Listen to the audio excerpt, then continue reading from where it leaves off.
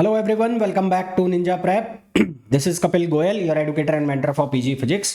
तो gate 2025 physics की response sheet आ चुकी है। आप लोगों ने अपने मार्क्स भी लगा लिए होंगे, क्या आपने सही किया है, क्या आपने गलत किया है, तो उसके अकॉर्डिंग आपको अपने मार्क्स का थोड़ा बहुत अंदाज़ा हो गया होगा। तो इस वीडियो में हम ये जानेंगे कि ओवरऑल पेपर था जो वो किस तरह का था, ईजी था, मॉडरेट था या टफ था।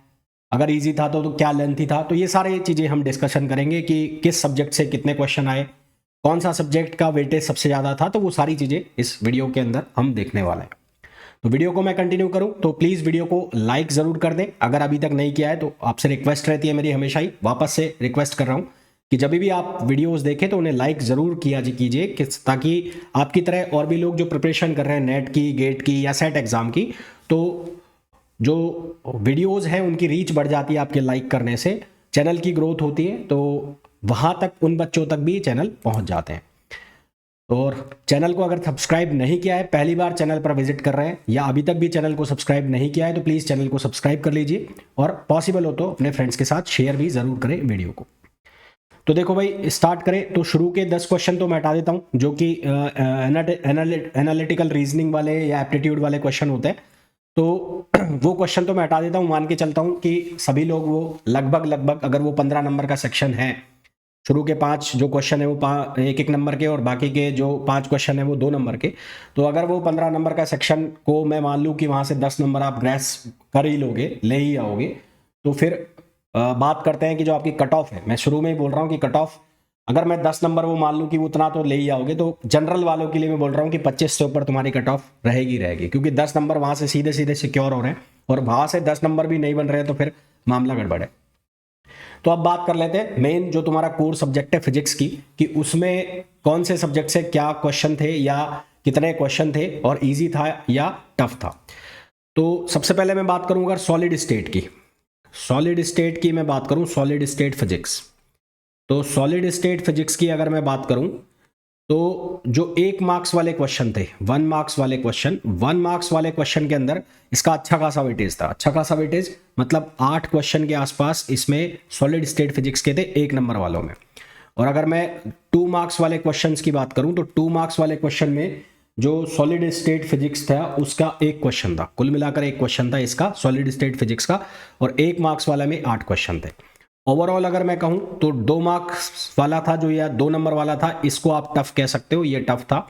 जबकि ये जो क्वेश्चन थे ये इजी टू मॉडरेट थे पर लेंदी थे, है ना। इजी टू मॉडरेट थे पर लेंदी थे, यानी कि ये वाले जो क्वेश्चन है ये आप कर सकते थे, ये नहीं हुआ वो एक अलग कहानी है, पर ये वाले जो क्वेश्चन है वो कर सकते थे। ऐसा नहीं कह सकते आप नहीं कर सकते, लेंदी जरूर थे पर कर सकते थे। तो सॉलिड स्टेट फिजिक्स से ओवरऑल अगर हम बात करें तो 9 क्वेश्चन आए थे, जिसमें से 8 एक नंबर वाले और एक जो क्वेश्चन है वो 2 नंबर वाला था। और इजी टू मॉडरेट मैं डालूंगा इसको, क्योंकि जो 1 नंबर वाले हैं उसमें ज़्यादा डोमिनेट कर रहा है, 2 नंबर वालों में इसमें 1 क्वेश्चन आया था। तो ये एक ऐसा सब्जेक्ट था जो स्कोरिंग सब्जेक्ट था। अगर आपकी इसके ऊपर कमांड थी, अगर आपने इसको ठीक ठाक तरीके से पढ़ा हुआ था, तो सॉलिड स्टेट फिजिक्स के क्वेश्चन आप कर सकते थे। कंडेंस मैटर फिजिक्स आप बोल लो इसको। फिर उसके बाद अगर मैं बात करूं, मैं बात कर रहा हूं हाई वेटेज सब्जेक्ट्स की पहले, तो फिर मैं बात करूं ईएमटी की।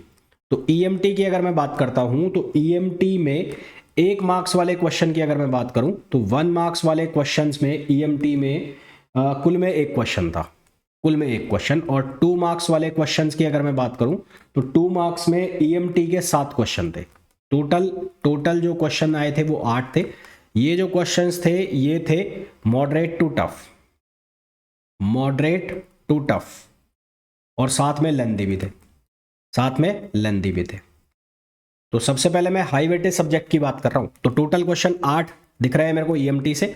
सॉलिड स्टेट फिजिक्स से मेरे को 9 क्वेश्चन दिख रहे हैं, जिसमें से 1 मार्क्स के अंदर इसका डोमिनेंस ज्यादा था।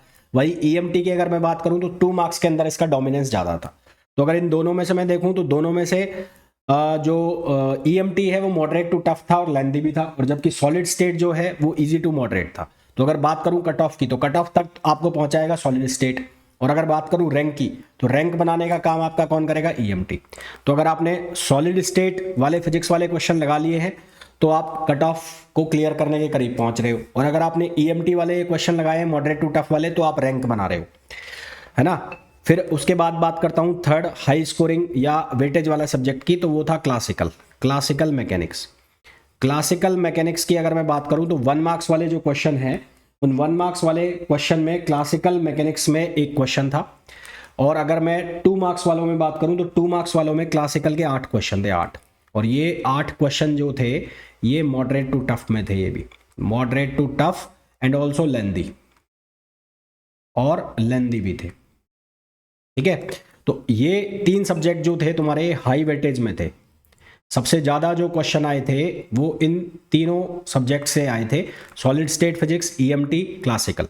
सॉलिड स्टेट को मैं जिसमें कहूँगा स्कोरिंग था। अगर सॉलिड स्टेट को आपने किया है तो आप अपनी कट ऑफ क्लियर करने के करीब पहुंच रहे हो, और अगर आपने ईएमटी और क्लासिकल मैकेनिक्स वाले क्वेश्चंस अटेम्प्ट मारे हैं और वो आपने करे भी हैं, सही भी आए हैं, तो फिर आप ये मान के चलो आप रैंक फोड़ रहे हो, है ना। तो आप ये मान के चलो डेफिनेटली कि आप रैंक फोड़ रहे हो। तो ये तो बात हो गई जो हाई वेटेज वाले सब्जेक्ट थे, जहां से सबसे ज़्यादा क्वेश्चन आए थे। अगर तीनों को मिला लो आप तो वो 65 में से 10 क्वेश्चन तो वो हटा दो जो जनरल एप्टीट्यूड वाले हैं, तो बचे 55 में से 8 और 8 16 और 25 क्वेश्चन जो हैं इन तीनों सब्जेक्ट्स ने कवर किए थे, सॉलिड स्टेट फिजिक्स, ईएमटी और classical mechanics. Out of 25 question ये हो गए। ठीक है, अब बचे 30 क्वेश्चन जो हैं वो बाकी सारे सब्जेक्ट्स ने मिलकर और उनको कवर किया था। फिर मैं सेकंड नंबर पे बात करूं, जिनका सेकंड नंबर पे डोमिनेंस था, तो सेकंड नंबर पे डोमिनेंस जिन सब्जेक्ट का था उनमें सबसे पहले मैं बात कर रहा हूं न्यूक्लियर फिजिक्स की। न्यूक्लियर फिजिक्स, तो न्यूक्लियर फिजिक्स की अगर मैं बात करूं तो इसमें 1 मार्क्स वाले क्वेश्चंस में अगर मैं बात करूं, 1 नंबर वाले क्वेश्चन, तो न्यूक्लियर फिजिक्स के अंदर 1 नंबर वाले क्वेश्चन जो थे वो 6 क्वेश्चन थे।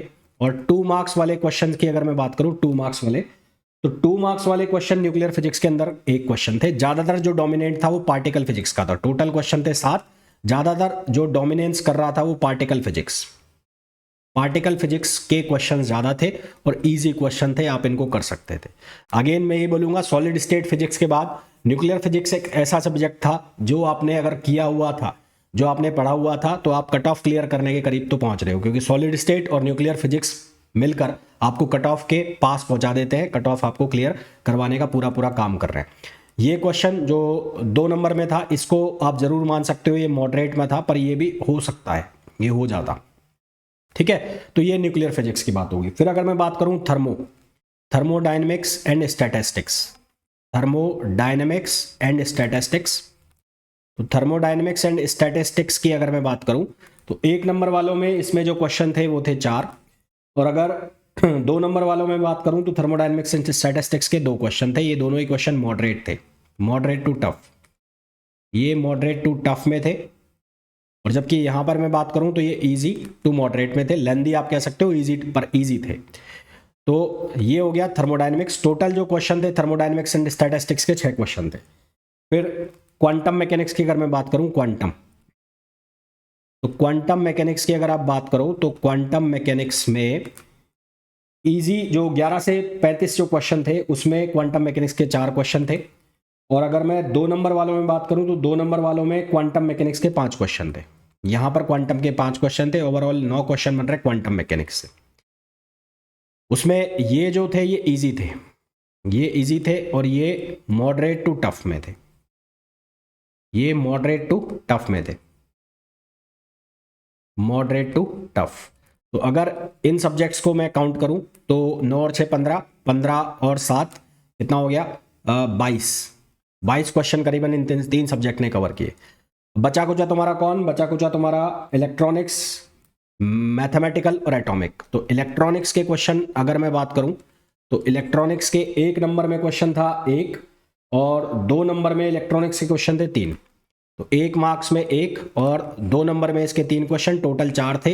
ये जो क्वेश्चन थे ये मॉडरेट टू टफ थे, मॉडरेट टू टफ। इसमें जो क्वेश्चन थे वो ऑपरेशनल एम्पलीफायर के, एक डिजिटल का क्वेश्चन था, ऐसे क्वेश्चन थे।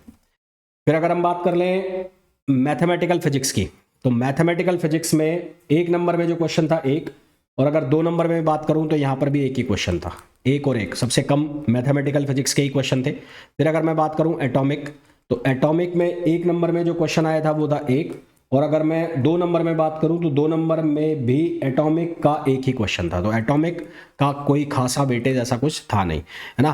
तो 22, 4, 26, 27, 28 2 क्वेश्चन शायद यहाँ पर मैथमेटिक्स या ये 2 क्वेश्चन और ये 2 क्वेश्चन, हाँ हो गए ना, 4, 2, 6 और 2, 8, तो टोटल 30 क्वेश्चन हो गए।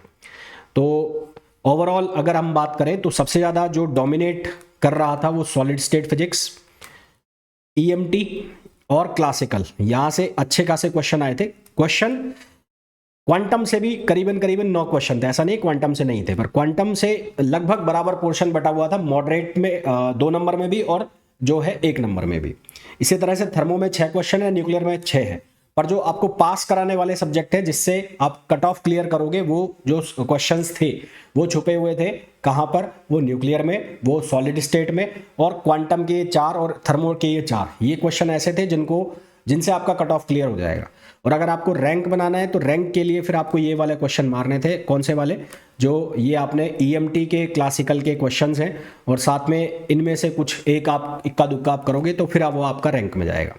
तो ये ओवरऑल एनालिसिस है पेपर का। तो पेपर ओवरऑल अगर मैं बात करूं तो ओवरऑल जो पेपर था, overall paper easy to moderate, आप बोलोगे इजी टू मॉडरेट पर लेंदी था, है ना, इजी टू मॉडरेट पर लेंदी पेपर था। कट ऑफ का अगर मैं सिनेरियो की बात करूं तो जैसा कि मैंने कहा कि शुरुआत के जो एप्टीट्यूड वाले क्वेश्चन है जो 15 नंबर आपके कवर करते हैं, तो 15 में से मैं मान के चलता हूं कि मरा 7-8 नंबर तो आप लाओगे यार, उससे भी कम ला रहे हो तो फिर तो काई की प्रिपरेशन, उसका कोई मतलब ही नहीं है, मतलब ये वीडियो देखने का कोई मतलब नहीं है। और तो जनरल के लिए अगर मैं बात करूं तो 25 से ऊपर तो चालू ही होगा। तो जनरल के लिए अगर मैं बात करूं तो एक्सपेक्टेड कट ऑफ की अगर मैं बात करता हूं, एक्सपेक्टेड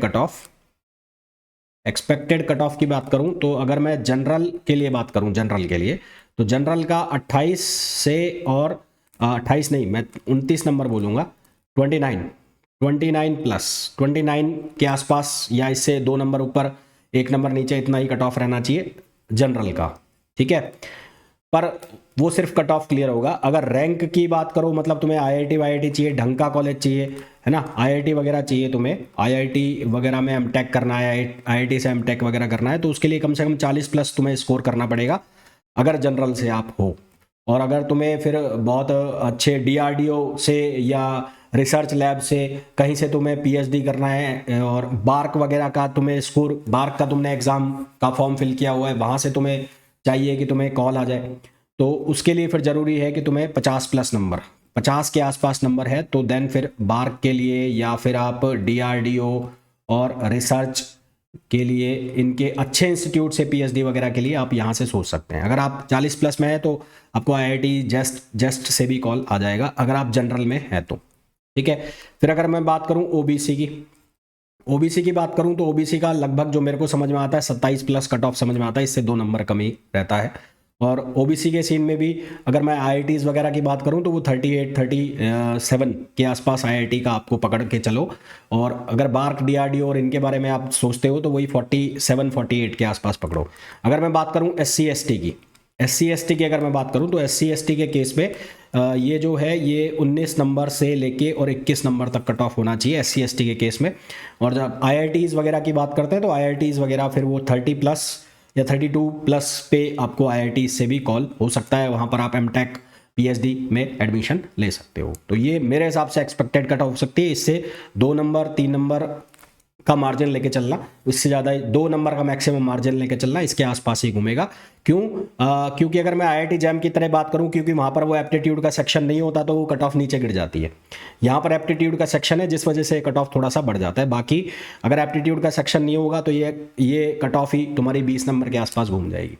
तो जनरल वाले तो इतने ही मान के ही चलना, और अगर आपके 30-32 नंबर आते हैं तो उसमें जस्ट कट ऑफ क्लियर होगा, बस खुश हो जाओगे कि गेट क्लियर हो गया। हाँ, अगर तुम्हें कहीं लगाना है, कहीं नौकरी कर रहे हो कि गेट क्लियर हो गया, तो उससे तुम्हारी सैलरीज वगैरह में इंप्रूवमेंट आ जाता है, थोड़ा सा कॉन्फिडेंस आ जाता है कि गेट का एग्ज़ाम मैंने क्लियर किया हुआ है। तो हो सकता है नेक्स्ट टाइम जब दोगे तो बहुत बूस्ट अप होके एग्जाम दोगे। तो it is all about paper analysis of physics GATE 2025। Hopefully बहुत बेहतर तरीके से मैंने आपको समझाया है, और आपके कितने मार्क्स बन रहे हैं प्लीज़ कमेंट में ज़रूर बताइएगा। और जिन्होंने भी अभी तक चैनल को सब्सक्राइब नहीं किया है प्लीज़ चैनल को सब्सक्राइब ज़रूर कर लें। मिलते हैं नेक्स्ट वीडियो में, till then thank you, bye bye.